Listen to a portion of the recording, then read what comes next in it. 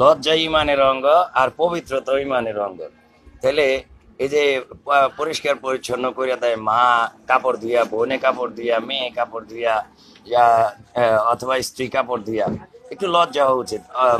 যে আমার মা, বোন, স্ত্রী, আমার মেয়ে, আমার কাপড় চোপড়টা এত সুন্দর করে ধুয়ে দিল, একটু আগে গাও গোসল দিয়া কাপড়টা বইয়া খানার দানাটা খাইয়াই একটু পরে আবার পায়খানা পেশাব করে এই যে এই পেশাবটা আবার টয়লেটের মধ্যে গিয়া গায়ে লাগাইলো, আবার কাপড় চোপড়ে লাগাইলো।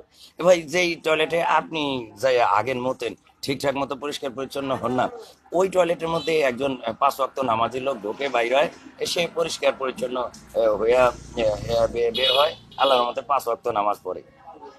আর আপনিও ওই ওই টয়লেটের মধ্যে ঢোকেন, গিয়ে আপনি আইগা ঠিকঠাক মতো হোসেন না মুইতা ঠিকঠাক মতো পানি নেন না, ঢিলা কুলুক ব্যবহার করেন না। আপনি শিক্ষিত, মার্জিত, ভদ্র মানুষ, অথবা ধরেন আপনি মূর্খ। মূর্খ হলেও আপনি জ্ঞানী। এখন সবাই নিজেকে জ্ঞানী দাবি করে, যে নামাজ রোজা না পড়লো ইমানের জোর গায়ে ঘা দিলাম, মানে দোকান আছে ভিতরে মাল নাই আর কি। তো এই হলো অবস্থা। যাই হোক, আমরা এই উত্তম রূপে ওযু গোসল কইরা পরিষ্কার পরিচ্ছন্ন হইয়া ডেইলি 5 ওয়াক্ত নামাজের জন্য প্রস্তুত থাকো। বলা হয়েছে আল্লাহকে ভয় করো, মৃত্যুর জন্য প্রস্তুত থাকো। এখন সবকিছুর জন্য রেডি থাকে কিন্তু মরতে চায় না।